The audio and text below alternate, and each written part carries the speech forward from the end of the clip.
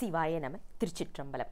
ஞானாசிரியராகவும் ஞான குருவாகவும் எம்மை வழி நடத்தும் நம்பி ஆரூரர் திருவடிகளையும் அண்ணாமலை பெருமான் திருவடிகளையும் மனம் மொழி மெய்களால் வணங்கி மகிழ்கின்றேன். மே 4 முதல் மே 28ஆம் தேதி வரை அக்னி நட்சத்திர சிறப்பு நிகழ்வு நடந்து கொண்டிருப்பது நம் அனைவரும் கண்ணுற்று செவியுற்று கொண்டிருக்கக்கூடிய ஒரு விஷயம். அதில் தினமும் மாலை சிறப்பு சொற்பொழிவும் வந்து கொண்டிருக்கின்றது. அதில் ஒரு சிறப்பு சொற்பொழிவாக இன்று நாம் ஏற்கனவே பார்த்தது சிவத்திரு சிவஞானம் ஐயா அவர்களுடைய பொழிவு.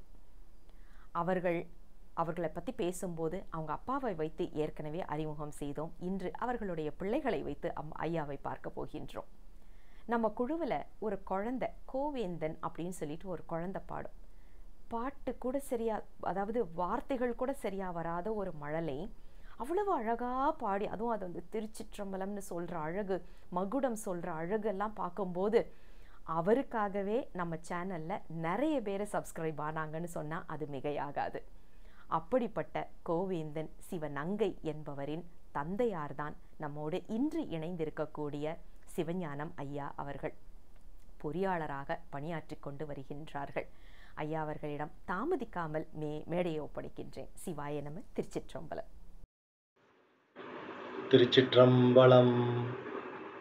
ஊழியர்கோன் வெப்பொழித்த புகழியர்கோன் கடல் போற்றி, ஆழிமிசை கல்மிதப்பில் அணைந்தபிரான் அடி போற்றி, வாழி திருநாவலூர் வன்தொண்டர் பதம் போற்றி, ஊழிமலி திருவாத ஊரர் திருத்தாள் போற்றி, கல்லால் நிழல்மலை வில்லார் அருளிய கொல்லார் இணைமுலர் நல்லார் புனைவரே. உலகலாம் உணர்ந்து ஓதற்கு அரியவன், நிலவுலாவிய நீர்மலி வேணியன், அழகிற் சோதியன் அம்பலத்தாடுவான், மலர் சிலம்படி வாழ்த்தி வணங்குவாம்.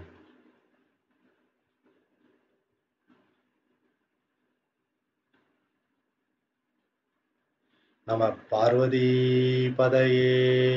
ஹரஹர மகாதேவா. எல்லாம் வல்ல இறைவனின் திருவருளையும் சைவ ஆதீன குருமகா சன்னிதானங்களின் குருவருளையும் அனைத்து சிவனடியார்களின் திருவடிகளையும் அடியேன் மனம் மொழி மெய்களால் போற்றி பணிகின்றேன். வான் சிறப்பு என்ற தலைப்பில் நாம் முந்தைய பொழிவில் சிந்தனைகளை செய்தோம். அதாவது மழை நீரானது மேகத்தை கொண்டு வானத்தை இருப்பிடமாக கொண்டு அந்த மழையானது பெய்வதால் வானமானது மழைக்கு ஆகுபெயராக கூறப்பட்டு அதனுடைய சிறப்பை பற்றி சிந்திப்பதாக நாம் பொழிவை தொடங்கினோம். அதாவது அந்த மழை நீரானது எப்படி இந்த உலகத்தை நடத்துவதற்கு காரணமாக உள்ளது,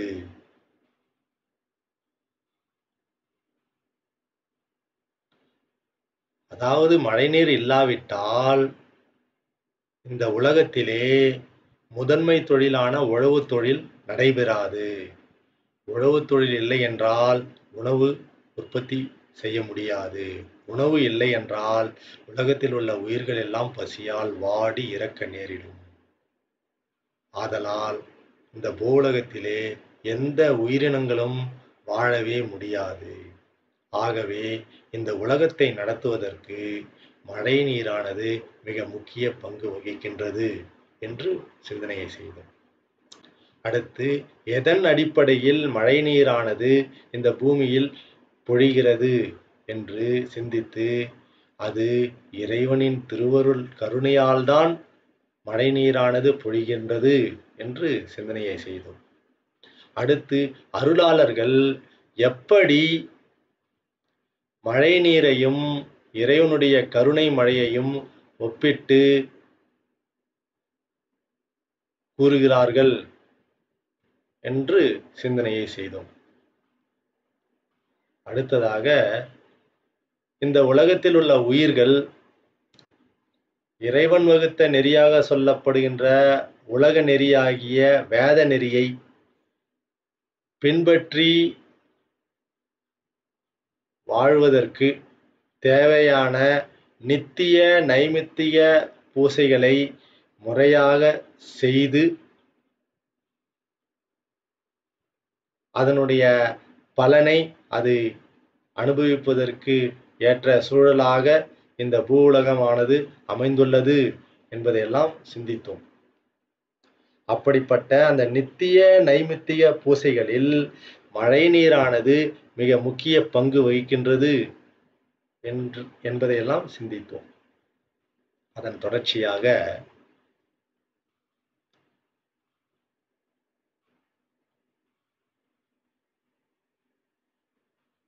அதாவது அந்த நித்திய நைமித்திய பூசைகள் மூலமாகத்தான் உலகத்தில் உள்ள உயிர்களுக்கும் இறைவனால் நியமிக்கப்பட்ட தேவர்களுக்கும் அல்லது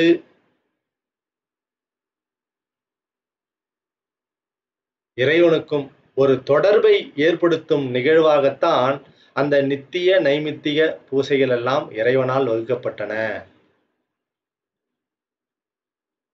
அப்படிப்பட்ட பூசைகளை செய்கின்றவர் மிகவும் பக்குவமுடைய ஆன்மாவாக இருக்க வேண்டும். அந்த ஆன்மாவானது வைதீக நெறியையும் ஆகம நெறியையும் முறையாக அறிந்து அந்த வைதீக ஆகம ஒழுக்கங்களை தங்களுடைய வாழ்க்கை முறையில் பின்பற்றி ஒழுகியும் வருவார்கள். அவர்களை கொண்டுதான் அந்த நித்திய நைமித்திய பூசைகள் எல்லாம் நடைபெற வேண்டும் என்று திருமூலர் குறிப்பிடுகின்றார். அவர்களை ஆதிசைவ அந்தணர் என்று குறிப்பிடுவார்கள். அப்படி இல்லாமல் பெயரளவில் பார்ப்பான் அல்லது அந்தணர் என்ற ஆன்மாவை கொண்டு இந்த நித்திய நைமித்திய பூசைகளை செய்தால் அந்த நாட்டை ஆளுகின்ற மன்னனுக்கு பொல்லாத வியாதிகள் எல்லாம் தோன்றும் என்றும் அந்த நாட்டில் உள்ள மக்களுக்கு பெரிய பஞ்சம் ஏற்படும் என்றும் குறிப்பிடுகின்றார். அந்த பாடலை பாருங்கள். பேர் கொண்ட பார்ப்பான் பிரான் தன்னை அர்ச்சித்தார், போர் கொண்ட வேந்தனுக்கு பொல்லா வியாதியுமாம், பார்கொண்ட மக்களுக்கு பெரிய பஞ்சமுமாம், சீர்கொண்ட நந்தி இவ்வாறு எடுத்துரைத்தானே என்று மிக தெளிவாக அந்த பூசைகளை நடத்துபவர்கள் மிகவும் பக்குவமுடைய ஆன்மாக்களாக இருக்க வேண்டும் என்று குறிப்பிடுகின்றார். ஏனென்று சொன்னால் அவர்கள் தேவர்களுடனும் இறைவனுடனும் தொடர்பை வைத்துள்ளார்கள். அப்படி என்றால் அந்த ஆன்மாவானது பக்குவமுடைய ஆன்மாவாகத்தான் இருக்க வேண்டும். அப்படிப்பட்ட ஆன்மாக்களால் தான் முறையாக பூசணைகளை செய்து அந்த உலக மக்களுக்கு தேவையானவற்றை முறையாக வேண்டி தேவர்களுக்கு கொடுப்பார்கள். அப்படி முறையாக வேண்டி கொடுத்தால்தான் தேவர்களும் அதை ஏற்று இறைவன் வகுத்த நீதிப்படி அவர்கள் அந்த வேண்டுதலை மீண்டும் இந்த பூவுலகத்திற்கு பஞ்சபூதங்களை கொண்டு செலுத்துவார்கள். அதை முறைப்படி முறையான ஆன்மாவால் கொண்டு செய்யப்படவில்லை என்று சொன்னால் அந்த நிகழ்வானது கேட்டில்தான் போய் முடியும். இந்த உலகத்திலேயே கூட குடிமக்களுக்கு ஏதாவது ஒரு தேவை நிமித்தமாக அதிகாரிகளையோ அமைச்சர்களையோ போய் சந்திக்க வேண்டும் என்று சொன்னால் அதற்கு என்று ஒரு முறை, அந்த முறைப்படி அவர்களை அணுகி மிகவும் பணிவுடனும் தாழ்வுடனும் அணுகினால்தான் அதிகாரிகளும் அந்த தேவைகளை கருத்தில் கொண்டு அதை நிவர்த்தி செய்வார்கள். அதை இந்த உலகத்திலேயே நாம் பார்க்கின்றோம். அதே போலத்தான்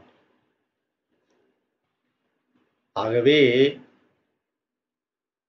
இந்த நித்திய நைமித்திய பூசைகள் எல்லாம் முறையாக நெறியறிந்து வாழ்பவருடைய ஆன்மாவை கொண்டு அந்த பூசைகளுக்கு தேவையான பொருட்களையும் அந்த நாட்டில் உள்ள குடிமக்கள் அறவழியில் ஈட்டிய பொருளை கொண்டு அந்த பூசணைகள் எல்லாம் நடைபெற வேண்டும் என்றுதான் இறைவன் வகுத்துள்ளான். அப்படி அந்த வேத நெறியில் பக்குவப்பட்ட ஆன்மாக்கள், அதாவது வேதத்திலேயே அறத்திலேயே மிக உயர்ந்த அறமாக கூறப்படுவது தானம் அல்லது ஈகை. அதாவது நல்வழியில் ஈட்டிய பொருளை தக்கார்க்கு உவகையுடன் கொடுத்தல், அதுதான் தானம்.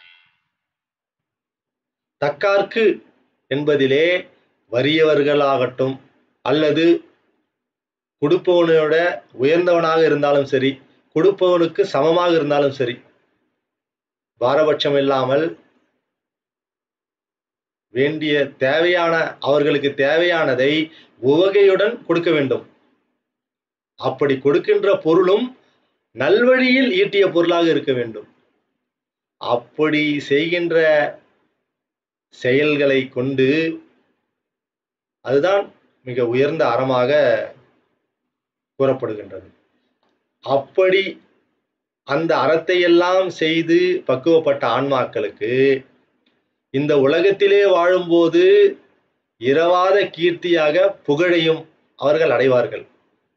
அடுத்த பிறப்பிலே மேலுலகத்திலே சென்று மிகப்பெரிய பதவிகள் எல்லாம் வகிப்பார்கள். இருந்தாலும் அதற்கு எல்லாம் ஒரு கால எல்லை உண்டு. அந்த அவர்கள் செய்த தான தர்மத்திற்கு ஏற்ற பலனாக மேலுலகத்திலே போய் இன்பத்தை அனுபவிப்பார்கள். அந்த கால எல்லை முடிந்தவுடன் மீண்டும் இந்த பூலகத்திலே வந்து பிறப்பார்கள். அப்படி அதிலே பக்குவப்பட்ட ஆன்மாக்கள், என்னடா இது,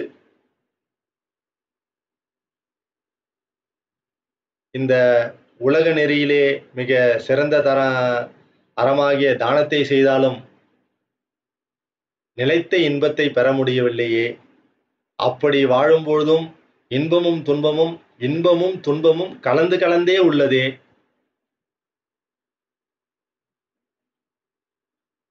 பிறப்பானது தொடர்ச்சியாக வந்து கொண்டே உள்ளதே என்பதை கண்டு அந்த பிறப்பிற்கு அஞ்சி நிலையான இன்பத்தை தருகின்ற அழிவே இல்லாத இடமாகிய வீடு பேற்றை பெறுவதற்கு அந்த ஆன்மாக்கள் விருப்பம் கொள்ளும். அப்படி விருப்பமுடைய ஆன்மாக்களை இறைவனானவன் அடுத்த நெறியாக சொல்லப்படுகின்ற வீட்டு நெறிக்கு உரிய வழிமுறைகளை பின்பற்றி ஒழுகுமாறு செய்வதற்கு அந்த ஆன்மாக்களுக்கு உரிய வாழ்க்கை முறையை அமைத்து தருவான்.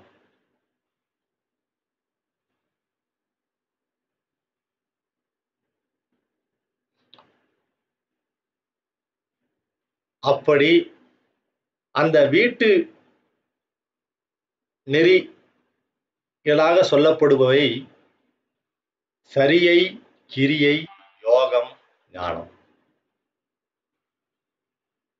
அதாவது உலக நெறியில் ஈடுபட்டு பக்குவம் அடைந்த ஆன்மாக்கள்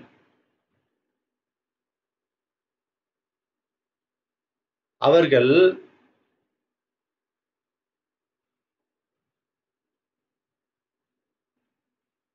வீடு பேற்றை நோக்கி பயணிக்கிறார்கள்.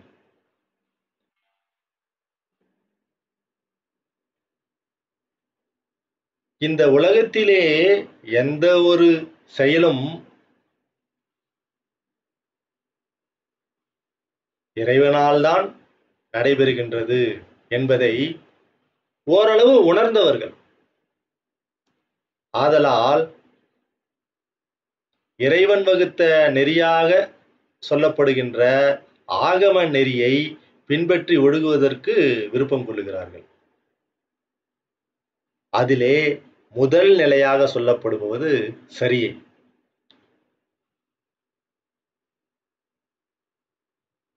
அதாவது இந்த உயிரானது கேவல நிலையில் ஆன்மாவுடன் சேர்ந்து முழு அறியாமையில் இருந்தது. அதை அறிந்து இறைவனானவன்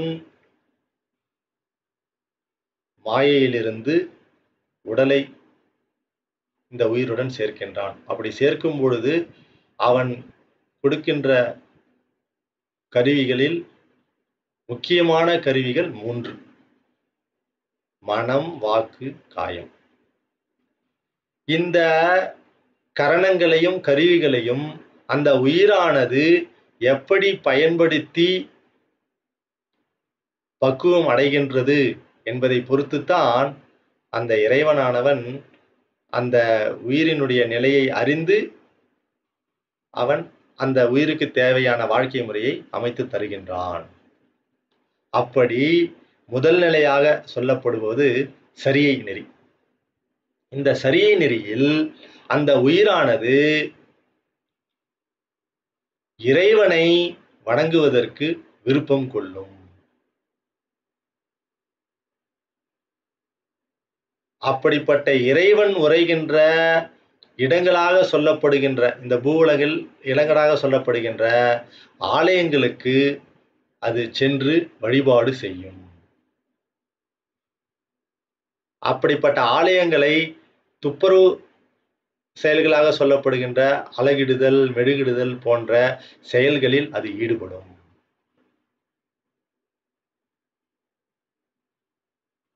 ஆகையால்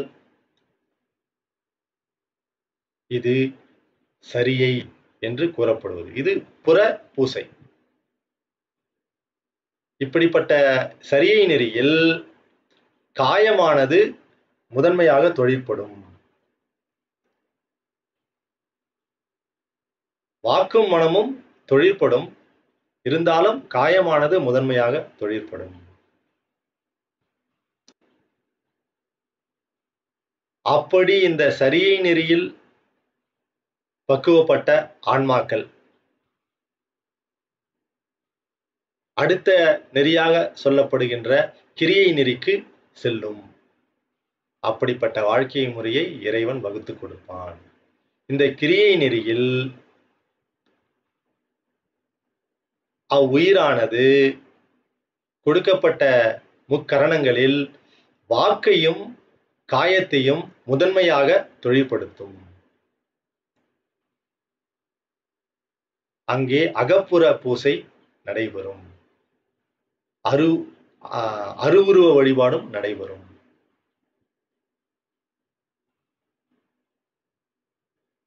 அந்த கிரியை நெறியிலேதான்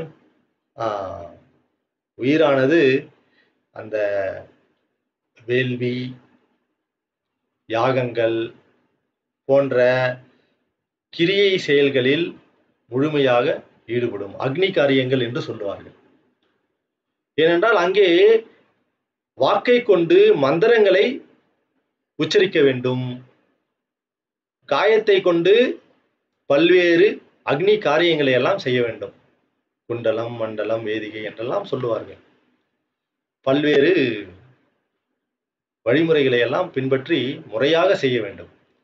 அப்படி செய்து பக்குவப்பட்ட ஆன்மாக்கள் அடுத்த நெறியாக சொல்லப்படுகின்ற யோக நெறிக்கு செல்லும். யோக நெறியில் மனமானது முதன்மையாக தொழிற்படும். அது அருவ வழிபாடு. அது முழுமையான அகப்பூசை. ஏனென்றால் மனமானது முற்றிலுமாக முதன்மையாக தொழிற்படும். அதற்கு வாக்கும் கரணமும் துணை செய்யும். அப்படி அந்த யோகத்தில் பக்குவப்பட்ட ஆன்மாக்களுக்கு இறைவனானவன் ஞானத்தை கொடுத்து இறுதியில் வீடு பெற்றை அருளுவான். இதுதான் வீட்டு நெறி. இந்த வீட்டு நெறியில்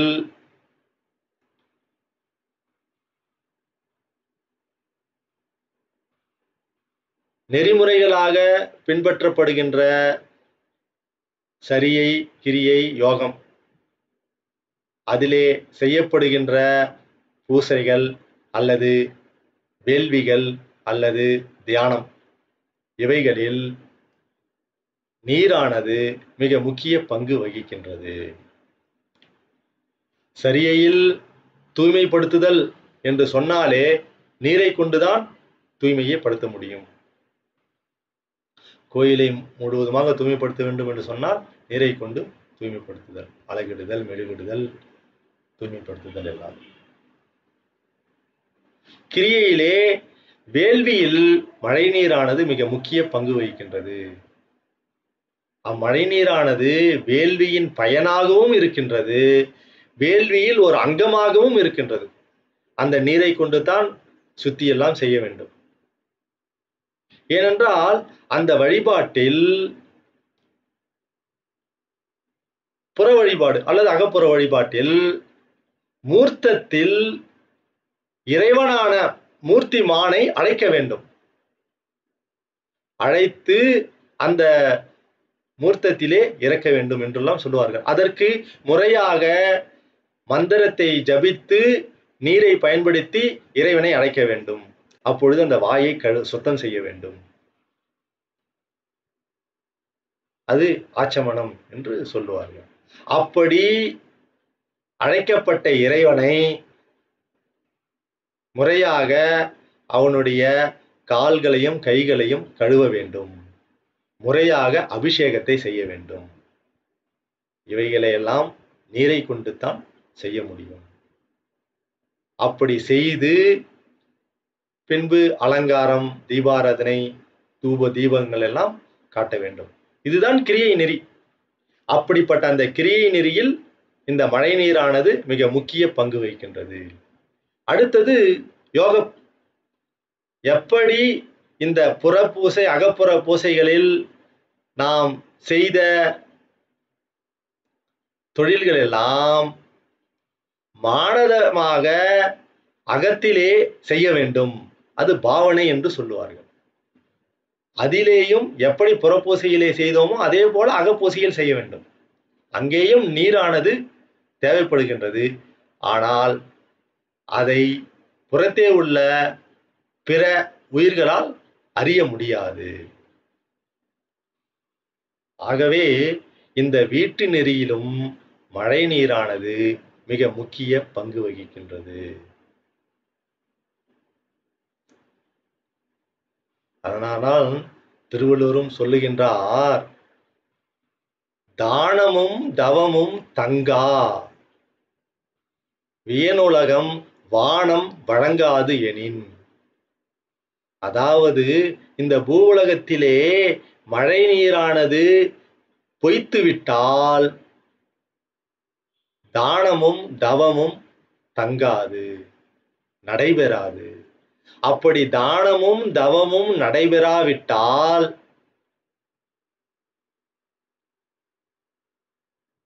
எந்த ஆன்மாவாலும் வீடு பேற்றை அடைய முடியாது. ஏனென்றால் வீட்டு நெறியை முறையாக இறைவன் வகுத்த நெறிப்படி பின்பற்ற முடியாது. ஏனென்றால் அதற்கு மழைநீர் தேவை. மழைநீர் இல்லாமல் அதை பின்பற்ற முடியாது. ஏனென்றால் இதையெல்லாம் வகுத்தவன் இறைவன். இப்படி இந்த நெறிகளை பயன்படுத்தி அவன் வகுத்த வழிமுறைகளில் பின்பற்றி ஒழுகினால்தான் அந்த உயிரானது பக்குவம் அடையும் என்பதை அறிந்து இறைவனால் வகுக்கப்பட்டது. அப்படி அதை செய்தால்தான் அந்த ஆன்மா விரும்புகின்ற வீடு பேற்றை அது அடையும். அதனால்தான் இப்படிப்பட்ட சடங்குகளை இறைவன் வகுத்துள்ளான். அது வெற்று சடங்காக இருக்கக்கூடாது. உண்மையாகவும் இறைவனை நினைந்தும் மனம் உருகியும் இந்த சரியை கிரியை யோகங்கள் நடைபெற வேண்டும் என்றுதான் அருளாளர்கள் குறிப்பிடுகின்றார்கள். அப்படி இல்லை என்று சொன்னால், இந்த வீட்டு நெறியை பொய்யாக செய்தால் அதை பார்த்து இறைவன் வெட்கமடைந்து ஏளனமாக சிரிப்பானாம்.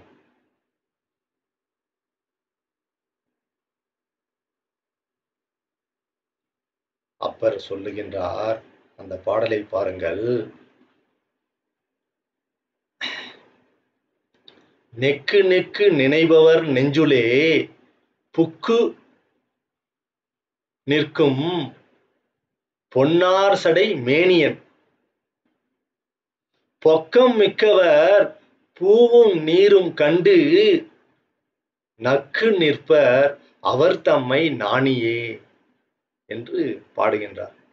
அதாவது பொய்மையாக பூவையும் நீரையும் கொண்டு பூசணையை செய்பவர்களை கண்டு இறைவனானவன் வெட்கமடைந்து ஏளனமாக சிரிப்பான். அப்படி இல்லாமல் உண்மையாக செய்பவர், நினைந்து நினைந்து நேர்த்தியாக இறைவனை நினைந்து நெஞ்சத்திலே நினைந்து செய்பவர்களுக்கு புக்கு நிற்பார், அந்த ஆன்மாவுடனே சேர்ந்து இருப்பார், அவர்களுக்கு வேண்டியதையெல்லாம் செய்வார் என்று மிக அழகாக அப்பர் பாடுகின்றார். அப்படி இந்த உலக நெறியிலும் வீட்டு நெறிகளிலும் இந்த மழை நீரானது மிகவும் வேண்டப்படுகின்றது. இந்த பூசைகளை எல்லாம் பல்வேறு வகைகளாக அருளாளர்கள் பிரிக்கின்றார்கள். பொதுவாக காமிய பூசை, நிஷ்காமிய பூசை என்று சொல்வார்கள். அதாவது ஒரு பலனை நோக்கி, இந்த உலகத்தில் ஒரு பலனை நோக்கி இந்த பூசைகளானது நடைபெற்றால் அது காமிய பூசை. எந்தவித பலனும் எதிர்பார்க்காமல் வீடு பேற்றையே நோக்கமாக கொண்டு செய்கின்ற பூசை நிஷ்காமிய பூசை, அதாவது பலன் எதிர்பாராத பூசை. அப்படிப்பட்ட பூசை ஆன்மார்த்தமாகவும் இருக்கலாம், பரார்த்தமாகவும் இருக்கலாம். அதாவது உலகத்தை நோக்கிய பூசனையாகவும் இருக்கலாம், அல்லது தனி ஆன்மாவை நோக்கியும் இருக்கலாம். அதுதான் ஆன்மார்த்தமாகவும் இருக்கலாம். அந்த ஆன்மாவானது அதற்கு உரிய தேவைகளாக காமிய பூசை செய்யலாம், அல்லது உலக மக்களின் பொருட்டு பரார்த்தமாகவும் செய்யலாம், அந்த உலக பலன்களை நோக்கி. இல்லை என்றால் நிஷ்காமியமாக ஆன்மார்த்த பூசையும் செய்யலாம். இப்படியெல்லாம் அருளாளர்கள் இறைவன் வகுத்த அந்த ஆகம உலக நெறியாக, அதாவது வேத ஆகம நெறிகளை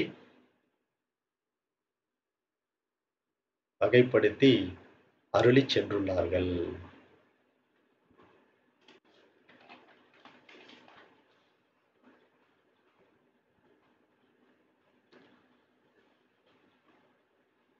அடுத்ததாக இந்த புறப்பூசை, அகப்புற பூசை, அகப்பூசை இவைகளெல்லாம் படி நிலைகள் என்று குறிப்பிட்டோம். ஒவ்வொரு படியாகத்தான் கடந்து செல்ல வேண்டும். ஏனென்றால் உயிரானது அதனுடைய தன்மையே அறிவிக்க அறியும், அதுவும் படிமுறையில் தான் அறியும். அதுதான் உயிரினுடைய தன்மை என்று சைவ சித்தாந்த அருளாளர்கள் மிக தெளிவாக குறிப்பிடுகின்றார்கள். அப்படி படிமுறையில் பக்குவப்பட்ட ஆன்மாக்கள்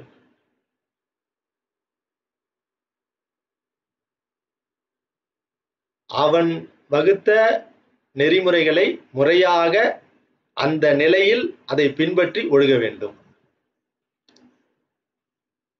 அதாவது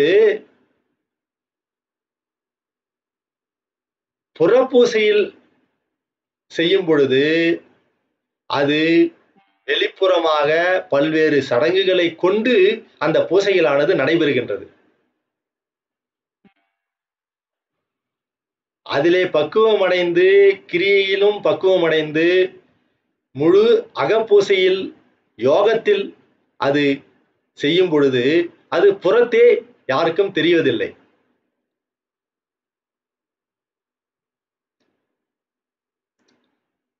ஆதலால் புறப்பூசையே தேவையில்லை என்று சொல்வதற்கில்லை. இதை எப்படி புரிந்து கொள்ளலாம் என்று சொன்னால், பிறந்த குழந்தையானது முதலிலே முதல் வகுப்பு, 2ஆம் வகுப்பு என்றெல்லாம் படிக்கும். அப்பொழுது அது படிக்கும் பொழுது எந்த ஒரு சொல்லையோ வாக்கியத்தையோ எழுத்துக்கூட்டி தான் படிக்கும். அப்பொழுது அந்த குழந்தையினுடைய நிலை அது. அப்படி எழுத்துக்கூட்டி படித்தால்தான் அது அதை புரிந்து கொள்ளும்.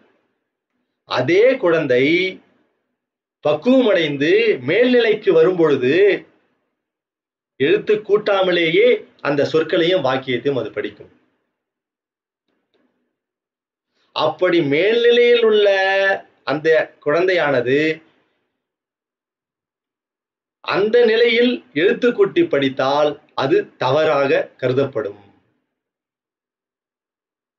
ஆனால் அதே குழந்தை முதல் வகுப்பு, 2ஆம் வகுப்பு நிலையில் இருக்கும் பொழுது எழுத்து கூட்டி படித்தால் அது தவறாக கொள்ளப்படாது.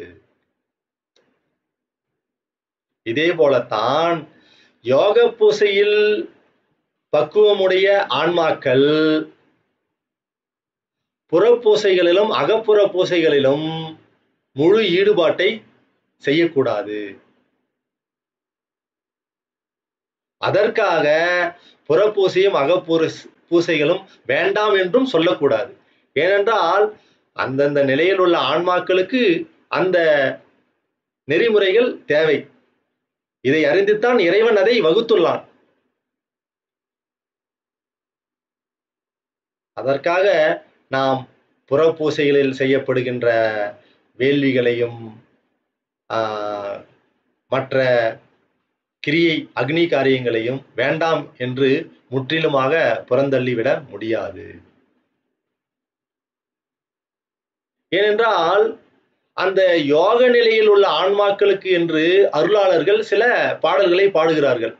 உதாரணமாக அகத்தியர் பாடுகின்றார், மனமது செம்மையானால் மந்திரம் ஜெபிக்க வேண்டாம்.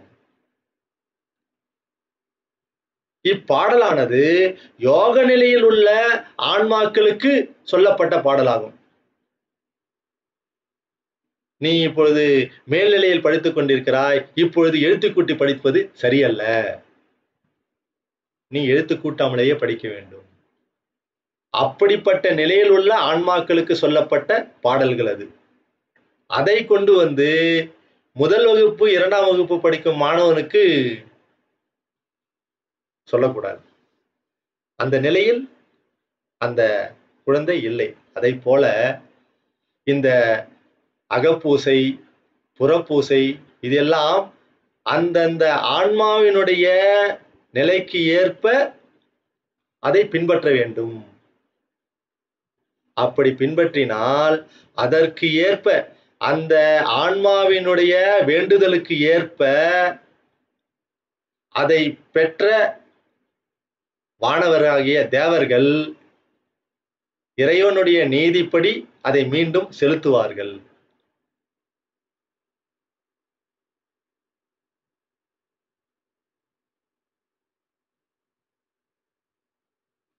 அப்படி இந்த முறையானது, இந்த அமைப்பானது இறைவன் வகுத்த நெறிப்படி செயல்பட வேண்டும் என்று சொன்னால் எல்லாவித முறைகளையும் அவன் வகுத்த நெறியை முறையாக அறிந்து அந்த ஒழுக்கத்திலே வழுவாது பின்பற்றி வாழ்ந்து வந்தால்தான் அந்த ஆன்மாவானது பக்குவம் அடையும். அதனால்தான் இந்த உலக நெறி, வீட்டு நெறி ஆகியவற்றில் ஆகியவற்றில் செய்யப்படுகின்ற நித்திய நைமித்திக பூசைகள் எல்லாம், சரியை கிரியை யோகம் ஆகியவற்றில் கொள்ளப்படுகின்ற வேள்விகளும் எல்லாம் அந்தந்த ஆன்மாக்களினுடைய நிலைக்கு ஏற்ப அந்த இறைவனானவன் அவர்களுடைய வேண்டுதலை அறிந்து, அவர்களுடைய நிலையையும் அறிந்து, அவர்களுடைய தகுதியையும் அறிந்து, அதற்கு ஏற்ப அவன் அதை அருளுவான். வேண்டியதை வேண்டியவண்ணும் அருளும் பெருந்தகை. அதைத்தான் நம்பி ஆரூரர் திருப்புன்கூர் பதிகத்தில் பதிவிடுகின்றார். அதாவது அந்தணாளன் என்று அந்த பதிகம் தொடங்குகின்றது. அதிலே 2வது பாடல், அதாவது வையகத்திலே மழை இல்லாமல் பெரும் பஞ்சம் ஏற்பட்டுள்ளது. அதனால் வையத்தில் உள்ள அனைத்து உயிரினங்களும் துன்பப்படுகின்றன. அதை அறிந்து பக்குவமுடைய ஆன்மாக்களாகிய மக்கள் இறைவனிடம் முறைப்படி வேண்டுகின்றார்களாம். 12 வேலி தந்து இறைவனிடம் முறைப்படி வேண்டி மழையை பெற்றார்கள். அப்படி வேண்டியதை ஏற்று இறைவனானவன் மழையை பொழிவித்தான். அப்படி மழையை பொழிவிக்கும் பொழுது அம்மழையானது அவர்களுக்கு தேவைக்கு அதிகமாக அந்த மழை நீரானது பொய்த்து கொண்டே இருக்கின்றதாம். இப்ப என்னடா இது, மழை தேவையான அளவுக்கு வந்துவிட்டது, அதிகமாக போனால் அதனால் பயனில்லை, இப்பொழுது வேண்டாம் என்று நினைத்து மீண்டும் இறைவனிடம் முறைப்படி வேண்டுகின்றார்களாம். திரும்பவும் 12 வேலியை தருவதாக சொல்லி முறைப்படி வேண்டி பெய்த மழையையும் நிறுத்தினார்களாம். அப்படி இறைவனானவன் வேண்டியவர்களுக்கு அவர்களுடைய நிலையும் தகுதியும் அறிந்து வேண்டிய வண்ணம் அருளும் பெருந்தகை என்பதாக கேள்விப்பட்டுதான் நான் உன்னை புகலிடமாக அடைந்தேன், உன்னிடம் சரணடைந்தேன் என்று நம்பி ஆரூரர் அந்த பதிகத்தில் பாடுகின்றார். திருப்புன்கூரில் உள்ள இறைவனே, இதையெல்லாம் அறிந்துதான் நான் உன்னை புகலிடமாக அடைந்தேன் என்று அந்த பதிகத்தில் பாடுகின்றார். ஆகவே இதையெல்லாம் பார்க்கும் பொழுது அந்த காலத்திலேயே நம் மக்கள் எப்படி இறைவனிடம் வேண்ட வேண்டும், எப்படி அந்த வழிமுறைகளை பின்பற்ற வேண்டும் என்றெல்லாம் அறிந்து அந்த முறையாக பின்பற்றி வாழ்ந்துள்ளார்கள் என்பதை அந்த பதிகத்தின் வாயிலாக நாம் அறிய முடிகின்றது என்பதாக சொல்லிக்கொண்டு இந்த அளவில் இன்றைய சிந்தனையை நிறைவு செய்கின்றேன். அடுத்த பொழிவில் எப்படி நம்முடைய அருளாளர்கள் மழை நீரின் சிறப்பை பற்றியும் அதனுடைய பயன்பாட்டை பற்றியும் அவர்கள் அருளிய பதிகங்களில் எடுத்து கையாண்டு உள்ளார்கள் என்பதை பற்றி சிந்தனை செய்யலாம் என்று சொல்லி, வாழ்க அந்தணர் வானவர் ஆணினம் வீழ்க தன்புணல் வேந்தனும் ஓங்குக ஆழ்க தீயது எல்லாம் அரண் நாமமே சூழ்க வையகமும் துயர் தீர்கவே. திருச்சிற்றம்பலம்.